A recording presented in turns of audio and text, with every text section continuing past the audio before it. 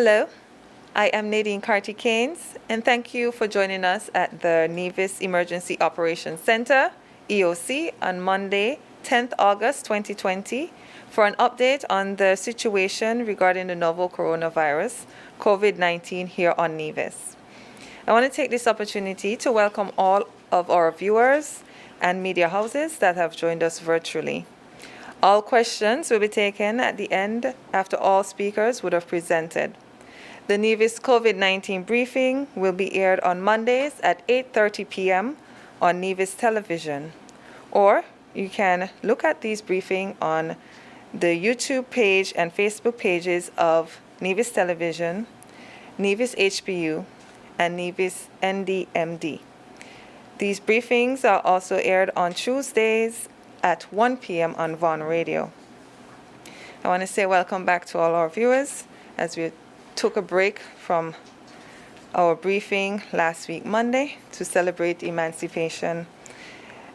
With us today, we have Mr. Brian Dyer, who is the Director of the Nevis Emergency Operations Center, Superintendent Lyndon David of the Royal St. Kitts and Nevis Police Force, Nevis Division, and Dr. Judy Nisbet, Chair of the Nevis COVID-19 Task Force.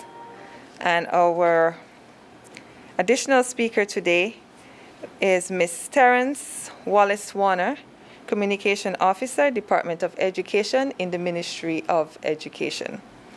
Welcome to all our presenters. I'd like to invite Mr. Brian Dyer, who will provide his updates.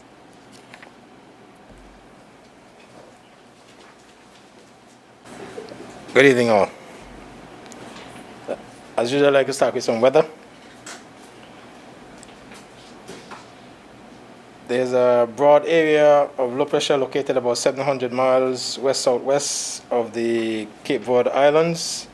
Is not currently showing any signs of additional organization. However, satellite-derived wind data from this morning shows the system has an elongated surface circulation. However, environmental conditions are expected to become somewhat conducive for development to occur, and a tropical depression could form during the next day or a couple of days, while the disturbance moves generally westwards to west-northwestwards at 10 to 15 knots across the tropical Atlantic. Conditions are forecast to become less conducive for development by the end of the week as the system approaches the northern Leeward Islands. Formation chance for 48 hours, 60%, and formation chance for 5 days, 60%. Currently, all the models are indicating that this system, if it holds through the dry air that is expected to encounter later in the week, if it holds, it should pass slightly to the north of the island. So that would bring some relief to us. However, we can expect some rain showers on the weekend. With regards to weather, the National Hurricane Center and the Colorado State University both publish updates to the Atlantic hurricane forecast, and both institutions are indicating that we can expect up to 25 named storms for this hurricane season, including that figure includes the 9 that we have already experienced. So we are showing at the start of August, we are yet to come across half of the number of named storms. If the system develops that is approaching the islands, that one will become number 10, named Josephine. Again, I would like to appeal to our persons in the diaspora to get their act together with regards to hurricane preparedness and to ensure that all our plans are in place and you know where your shelters are, just in case you need to use a shelter if your home becomes compromised. The reason for the increase in activity, the National Hurricane Center and the Colorado State University have indicated that the tropical Atlantic is unusually warm, as well as the Eastern Pacific, the area around the Central American region, that is showing some cooler temperatures. And with the cool temperatures, that will ensure that the vertical wind shear is minimized, and that would encourage the development of tropical cyclones in the Atlantic side of that usually affect the Caribbean. And also, there's generally low pressure around this time of year. So the three ingredients for tropical storm formation are ripe. So we have to ensure that we are prepared for the onslaught that will may be experienced at the rest of the hurricane season. And with that said, thank you very much, and I'll now turn back over to Ms. Nadine Carty-Keynes.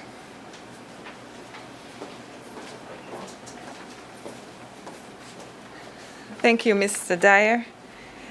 I'd now like to welcome Superintendent David as he provides his updates.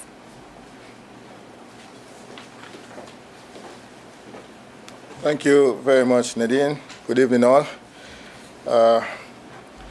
Before I start, I just want to say that at this time, the Royal St. Christopher Nevis Police Force is mourning the loss of one of its colleagues, that is Officer Wayne Maku. And at this time, I would just like to say to the family members, condolences to you, and that to be strong and continue to put your trust in God.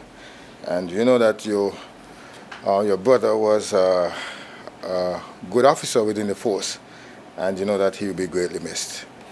So I will now proceed with my updates. Thus far, we have 1,384 patrols, both foot and mobile, 125 vehicle checkpoints, 47 arrests for curfew breaches were made, and 10 persons were charged.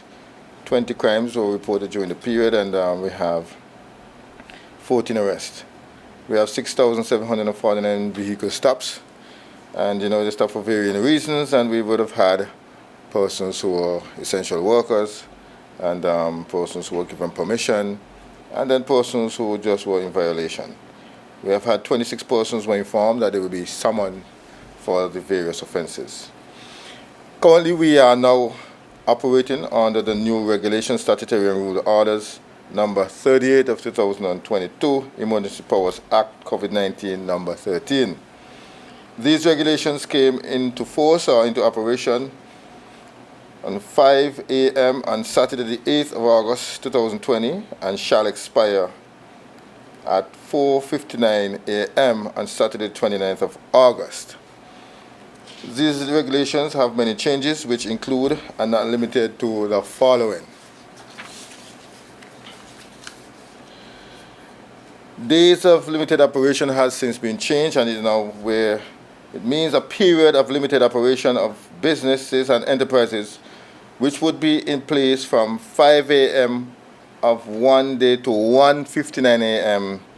of the following day, where movement shall be experienced in accordance with Regulation 7, Regulation 16, as specified in Schedule 1. We have first phase reopening, and this is simply saying that there is a period of limited opening of the businesses and enterprises specified in the regulations. Night curfew is now a period from 2 a.m. to 4:59 to 4:59 a.m. Now, in this day, we have a public place, and we want to ensure the persons understand what we mean under the regulation. This is saying an indoor or outdoor area, whether privately or publicly owned, to which the public has access by right or by invitation, expressed or implied, whether by payment of money or not, and include shopping centers, supermarkets, pharmacies, banks, utility departments, bars, drinking places, restaurants, hotels, schools, and all educational institutions. Hospitals, whether publicly or privately owned, churches or other religious establishments, public transportation, community centers, government offices, public markets, other places or buildings of all types accessible to the public. Now, I just want persons to understand, you realize that once the public can go there, Yes, we are saying it's a public place, so we want persons to govern themselves accordingly. Now, the wearing of masks outdoors. I know that this has generated some debate during the past few days since the regulations came out. So I will say to you here, notwithstanding the provisions of the Small Charges Act, Chapter 4.36, a person shall wear a face mask covering their nose and mouth when in public place once a period of emergency is declared in relation to COVID-19. A person shall not be required to wear a mask. Now, this is for you persons who have various issues. Now, listen very carefully. If he or she is under the age of 3 years old, I repeat, a person shall not wear a mask if he or she is under the age of 3 years old. B, if he or she suffers with disability, cognitive impairment, dementia, asthma, chronic obstructive lung disorder, or similar health conditions. C, if he or she is within a private space, including in a private vehicle. So therefore, he's saying you're by yourself, you do not have to wear a mask. Once you're in the public, you must. I will now relate to the penalties, and I take my time to go to the penalties that persons could understand, because it is very important that you, the general public, get a good understanding of the penalties.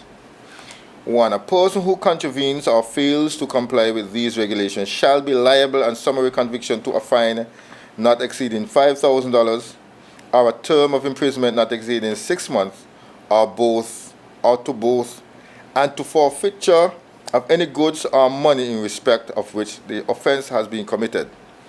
2.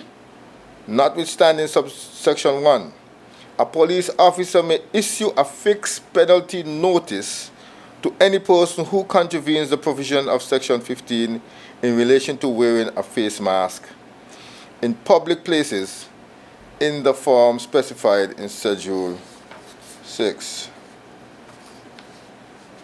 A fixed penalty notice by a police officer in accordance with these regulations shall be lawful notice that the person is charged with commission of an offense, and that a complaint will be made against that person in respect thereof, requiring him or her to either pay the fixed penalty of $500 within 10 business days, or to appear at the court specified in the notice on the day and at the hour stated therein to answer the said complaint.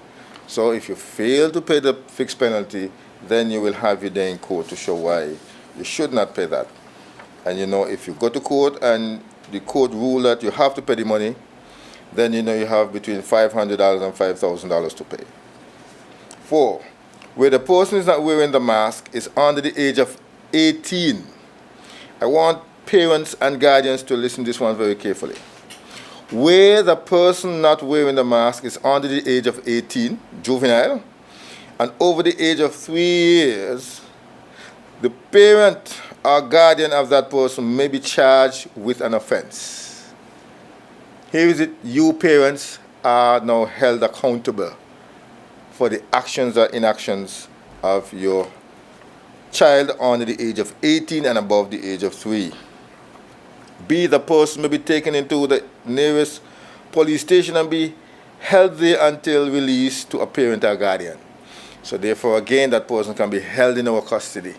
Let us not go through that exercise. We know how it can be for the child itself and you, the adult, who has that charge over that child. Now, when it comes to bands and DJs and hi-fis, we are saying to you, you're still not permitted to have these musical entertainments taking place. You have to apply to the Commissioner of Police. And then once consultation is made with the task force, then a decision will be made and you'll be permitted or not permitted to have your function. I have now come to the end of my presentation, and before I go, I take this opportunity to thank God for His continued mercies on our Federation. Yes, we have seen where persons have been isolated and quarantined, but then He has blessed us where we have no death. Our governments, local and federal alike, for their continued support and bringing the regulations to us so that we can ensure the continued safety of our people. The staff of the Royal St. Christopher Nevis Police Force here in Nevis for continuing going out enforcing the curfew and other aspects of COVID-19 and the laws of the Federation of St. Christopher and Nevis. The medical staff here in Nevis, Dr. Judy Nisbet, and all of you at the Alexandria Hospital. Mr. Brian Dyer and his staff at Disaster, all of our essential workers, you good citizens of Nevis who are ensuring that you're playing your part. We are saying to you, continue to do so, encourage your family members to come on board and support us. Violators, we are saying to you, it is time for you to realize the seriousness. We have seen where persons or countries has reopened and then they have to close back and enforce the strict curfew. Let us continue to enjoy the progression of easing up the restriction to ensure that our federation can get back onto that economic drive and people move about normally. And finally, we have had a murder last week, and I'm appealing to all persons who may have information who can assist us in our investigation to share that information. You can be anonymous, or if you want, you can call one of our various numbers and come and speak to us. You can even speak to me as well. So I want to thank you for your support, and God continue to bless the Federation of St. Christopher and Nevis.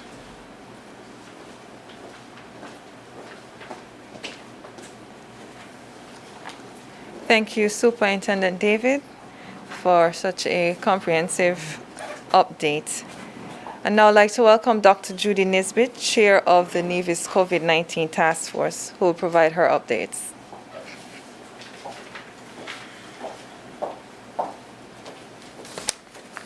Thank you, Mrs. Cathy Keynes, and good evening to everyone.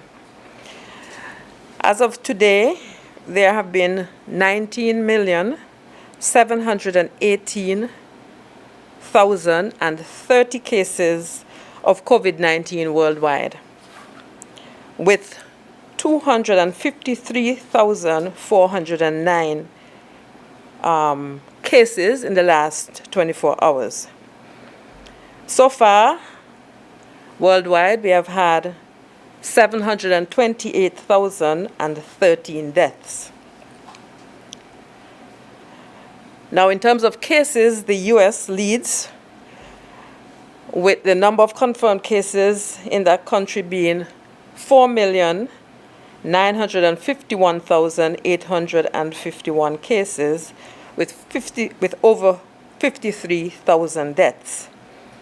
Brazil is next with 3,012,412 cases and over 48,000 deaths, and India with 2,215,074 cases with over 62,000 deaths. Now in Nevis, we have tested 252 persons. 245 persons have tested negative, and 4 tested positive, or fully recovered, as you would know, with no one currently in isolation, and we have had no deaths. Currently, we have 29 persons in quarantine, and since March, we have released 302 persons from quarantine. The island of Nevis has been receiving repatriated citizens and residents, and to date, we have had 111 persons who were repatriated over a period of 102 days. And to date, 82 of the repatriated persons have been tested and released. And currently, we have 29 persons in quarantine. Now, we have heard a bit about the fact that persons ought to be wearing their masks in public, and that penalties can now, persons can face penalties now for not wearing your mask in public. We have been persistent over the last few months in encouraging persons to wear their mask in public. We have always emphasized that wearing a mask protects others from your droplets when you exhale, that is, when you breathe out, when you talk, or when you sing. And this is important because we may have COVID, but be asymptomatic. So if someone is asymptomatic and they're simply breathing or coughing or singing, they can produce droplets that can infect other persons. However, it is also likely that face masks can prevent you from breathing in some of the virus-laden droplets that may be coming at you from another person who may be speaking to you, who may be singing nearby you, or simply just standing close by you. So it's not just not just you protecting other persons, but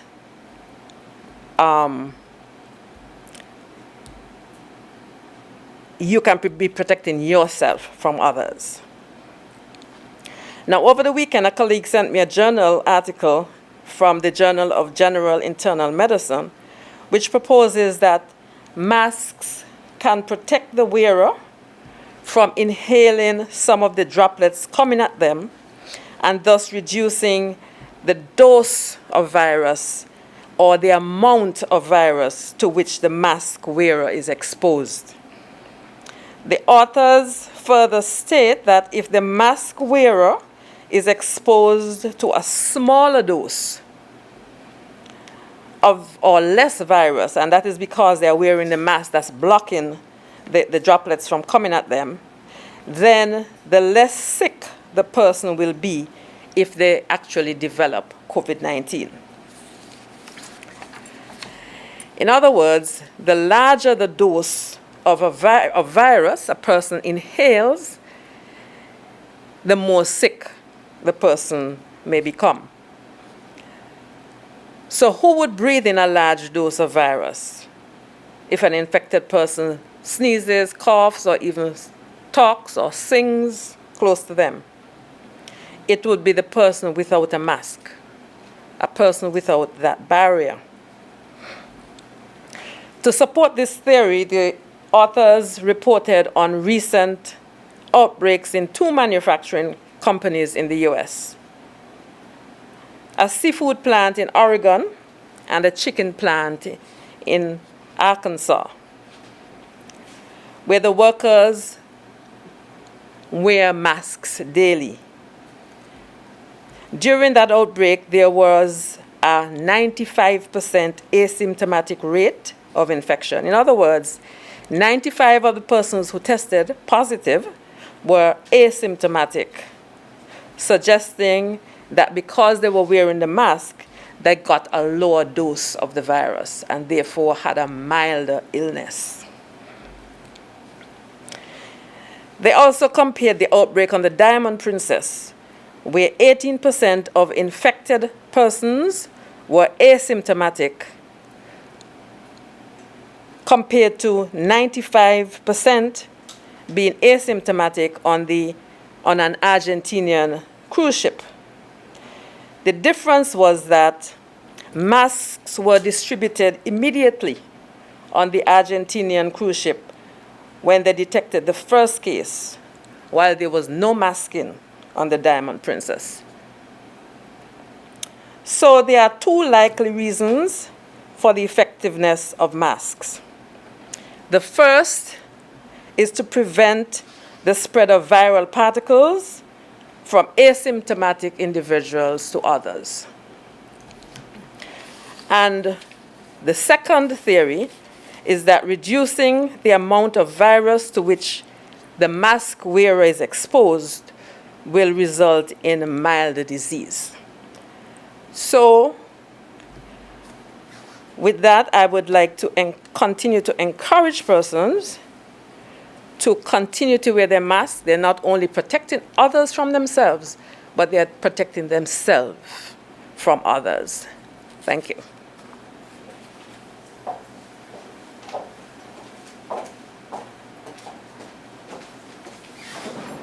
Thank you, Dr. Judy Nisbet. Our final presenter for this evening is Mrs. Terence Wallace-Warner, Communication Officer, Department of Education in the Ministry of Education. I welcome her to provide her updates. Thank you, Mrs. Carty Keynes. I am Terence Wallace-Warner, Documentations and Communications Officer with the Department of Education in the Ministry of Education. And I want to share some important updates as it relates to education in Nevis. The rescheduling of overseas examinations. The Caribbean Examinations Council has made provisions to facilitate the administration of new examinations for subjects which were cancelled on July 29, 2020, as a result of the passage of Tropical Cyclone number 9. Exams have been rescheduled to take place on Tuesday, 11th August and Wednesday, 12th August 2020. All exams will be administered online through e-testing. The new schedule is as follows.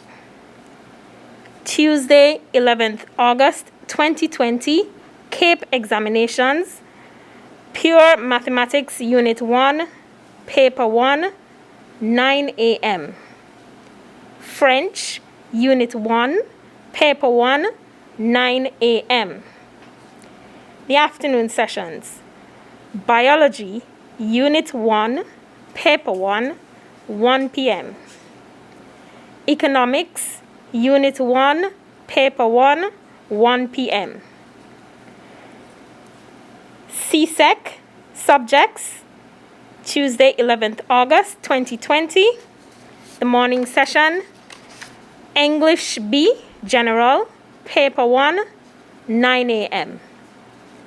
The afternoon session, Caribbean History, General, Paper 1, 1 p.m. Wednesday, 12th August 2020, CAPE subjects.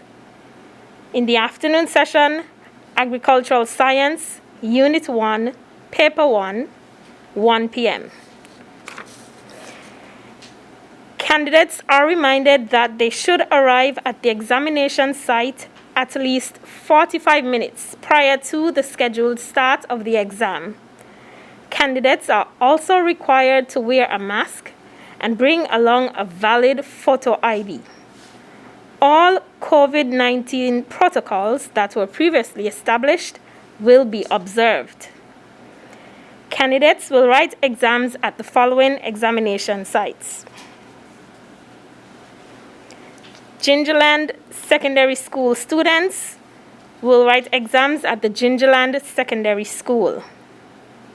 Students of the Charlestown Secondary School will write exams at the Charlestown Secondary School.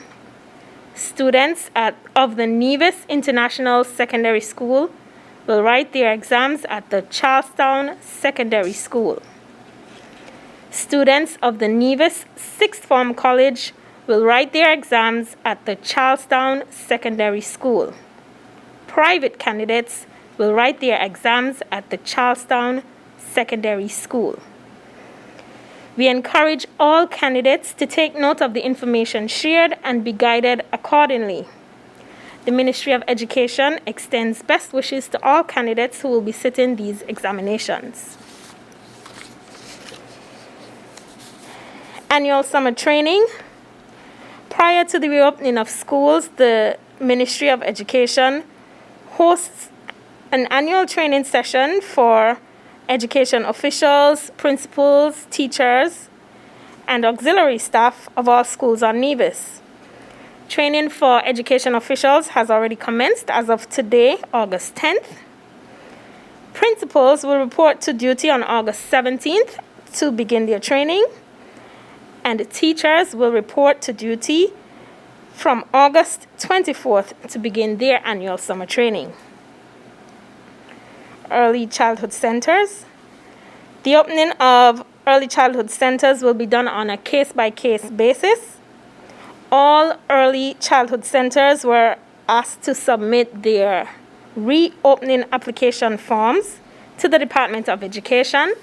Centers would then be inspected, and once they satisfy the COVID-19 reopening requirements, they will be granted approval for reopening. Reopening of schools. Schools on Nevis are scheduled to reopen on September 7th, 2020. The mode and schedule of reopening will be communicated at a later time. We want to reassure parents, teachers, and students that we are working with health officials to create a solid plan that can maximize on the time we will have for learning while ensuring the safety of all concerned. Again, this information will be communicated in a timely manner. That brings me to the end of the updates for education on Nevis. Thank you, Mrs. Wallace-Warner. I'd now like to open up for questions from our media houses, if there are any questions. Good evening. Good evening.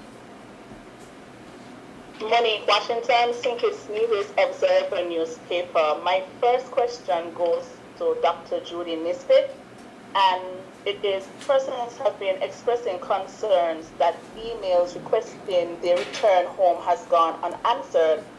My question to her is, how often are these emails responded to? And can she give us an update on the number of persons trying to repatriate and the availability of spaces or space in the government facilities? I'll welcome Dr. Judy Nisbet to respond.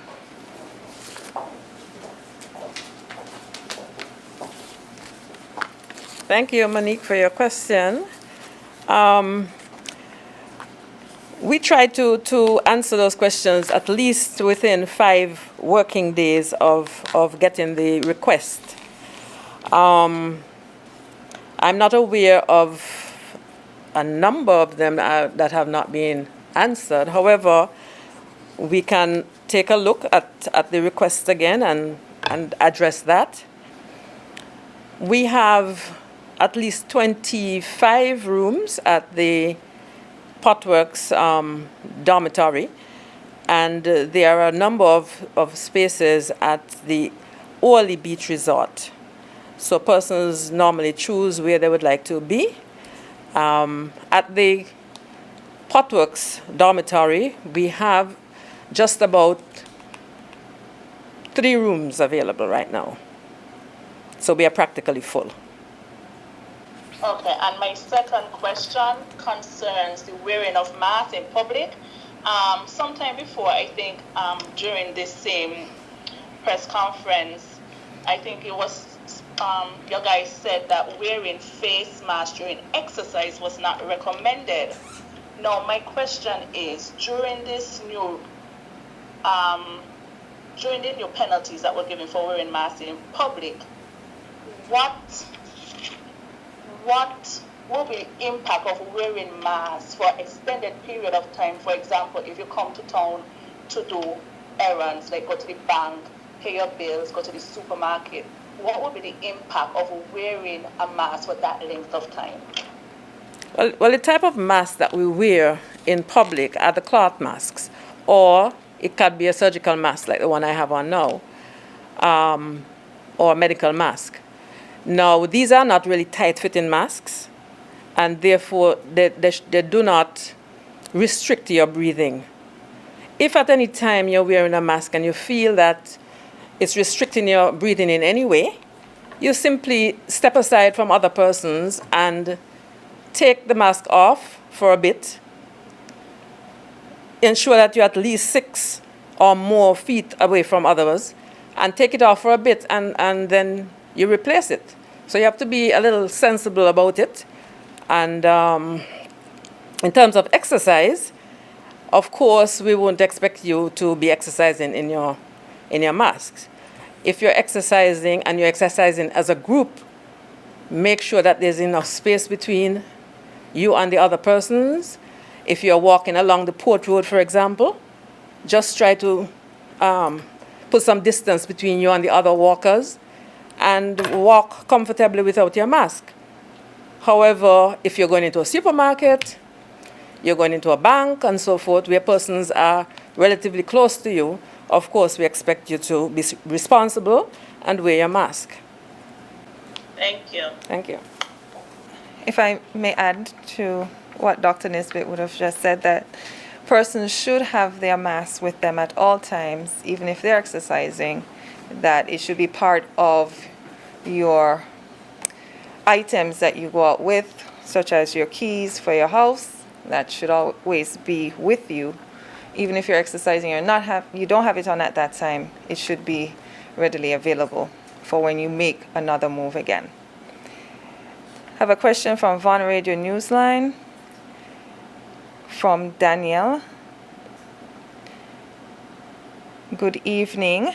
Can we have a comment on the recent travel advisory issued by the U.S. Center for Disease Control, CDC, designating St. Kitts and Nevis and the rest of the Eastern Caribbean as high-risk COVID-19 countries? Good evening, Danielle. How do I answer that? I think it's unfortunate that we have been designated high risk because, as you know, we have had in the Federation 17 cases, of which 16 have recovered, and the last one is doing quite well and just waiting to be released from isolation, just waiting on the last test to be negative. We have had no deaths. And if I do a calculation, we've had a minute percent of our population, therefore, that has had COVID-19. So it is unfortunate that we have been placed in this bracket of being high risk. We are doing everything we can here on Nevis and St. Kitts in the Federation to ensure that our population is protected. We have not opened the borders yet. We have opened our borders, of course, just to persons to be repatriated. And we have been doing that very carefully. So persons who are coming back are quarantined, they are monitored, and they are tested before they integrate back into society. So we have very good control here. And like I said again, it's unfortunate that we have been put in that bracket. Thank you. Question for Superintendent David. Will there be any increased police presence to ensure compliance of the wearing of masks, since the $500 fine has been put in place? Sorry. This is from Von Radio Danielle.